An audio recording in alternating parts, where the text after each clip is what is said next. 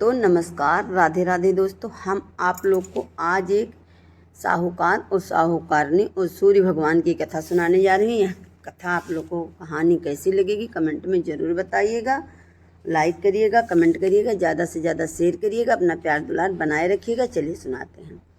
किसी नगर में एक साहूकार और उसकी पत्नी रहते थे, जिसके कोई संतान नहीं थे, इसीलिए वह दुखी थे। एक दिन साहूकार सुबह सुबह घर से बाहर जाने लगा तो सामने से एक किसान खेत में दाना डालने जा रहा था। साहूकार को देखकर किसान लौट गया और बोला, आज तो दिन अच्छा नहीं जाएगा। साहूकार उदास मन से घर आ गया।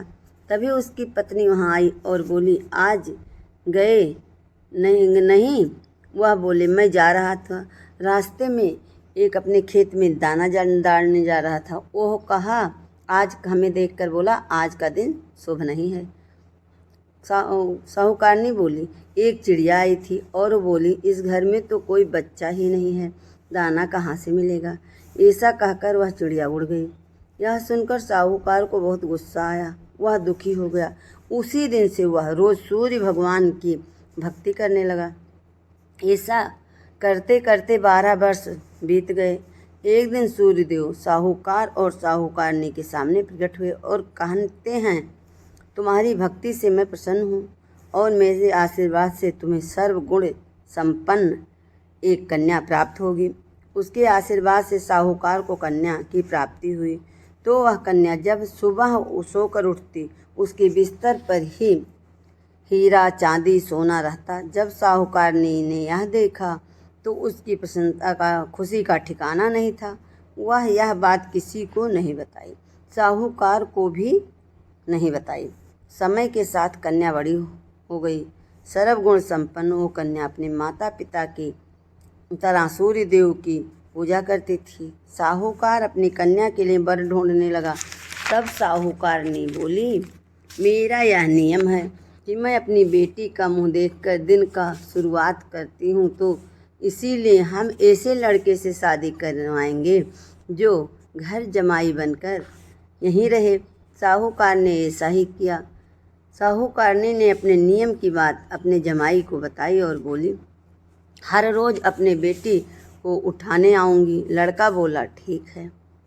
लेकिन साहूकारनी को रोज़ रोज़ जाना लड़की को ठीक नहीं लगा। पर लड़की कहती, ये मेरी माँ का मेरे प्रति प्रेम है। एक दिन साहूकारनी अपनी बेटी को उठाने नहीं जा सकी। तभी लड़के ने देखा कि उसकी पत्नी के बिस्तर पर हीरे सोने चांदी हैं। उसे पता चल गया कि साहूकारनी आई। वह समझ गई कि लड़के को सब पता चल गया और साहूकारनी ने लड़के की हत्या कर दी। साहूकारनी ने अपने दामाद की हत्या कर दी और उसका सिर काटकर अपने साथ ले गई। सूर्यदेव ने सोचा, मेरे द्वारा दी गई कन्या के पति को मार दिया, मुझे उनकी रक्षा करनी चाहिए।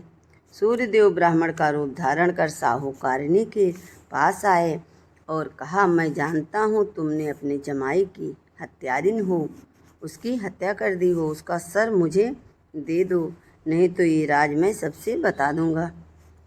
सूर्यदेव ने सर को लेकर लड़के के सर से जोड़ दिया और लड़का जीवित हो गया। सूर्यदेव की कृपा से लड़का जीवित हो गया। उधर लड़की ने रविवार का व्रत रखा था। वह कहानी सुनकर पति का इंतजार कर रही थी। पति देर से पहुंचता तो वह बोली, आपको पता नहीं, आज मेरा व्रत है सूर्यवार का। आपको पता है, सूर्यदेव के अस्त होने के बाद में भोजन नहीं कर सकती। तब उसके पति उसको सारी बात बताए तो वह बोली, अब हम यहाँ नहीं रहेंगे, अपने घर जाएंगे। उनकी माँ पछताई, लेकिन उसने अपनी माँ की एक ना मानी और बोली, माँ तुम्हारी सजा ही है कि मैं तुम्हारे साथ अब नहीं रहूँगी। यह बोलकर वह अपने ससुराल चली गई और सर्व संपन्न हो गई।